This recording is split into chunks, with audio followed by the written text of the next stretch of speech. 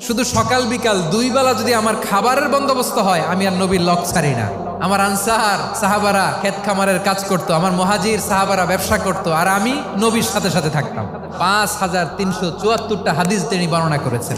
সবচেয়ে বেশি হাদিস বর্ণনাকারী সাহাবী আবু হুরায়রা রাদিয়াল্লাহু তাআলা আনহু। বিড়ালের বাবা কি করতেন? খালি হাদিস মুখস্থ করতেন। হাদিস প্রিজার্ভেশনের কাজে বিশ্বনবী ওনাকে কাজে লাগিয়েছেন। উনি একদিন বলেন, ইয়া রাসূলুল্লাহ আসমাউ মিনকা কাসীরান ফালা আহফাজু। নবী, অনেক কথা শুনি, আমার মনে থাকে না। বিষ্ণু বললেন, তাই তোমার চাদরটা বিছাও। আবু হুরায়রা বিছালেন। বিশ্বনবী হাত বুলায় দিলেন। এরপরে অনেক হাদিস বর্ণনা করলেন। আবু হুরায়রা বলে, তারপর থেকে বিশ্বনবী যাই বর্ণনা করে আমি শুনি আর একটাও বলি না। এখন সুবহানাল্লাহ। বিশ্বনবী ওনাকে নবীর এই যে লক্ষ হাদিস প্রিজার্ভেশনের এই দায়িত্ব দিয়েছেন সাইয়েদনা আবু হুরায়রা রাদিয়াল্লাহু তাআলা আনহুকে। আপনারা কি খেয়াল করেছেন কত বড় চৌকস ট্যালেন্ট হান্টার ছিল আমার নবী? এক একজনের এক এক ট্যালেন্ট, এক একজনকে এক এক দায়িত্ব দিয়েছেন, এক একজনের প্রতিভাকে এক একভাবে বিকশিত হওয়ার সুযোগ দিয়েছেন। আওয়াজ করে বলেন ঠিক কি না?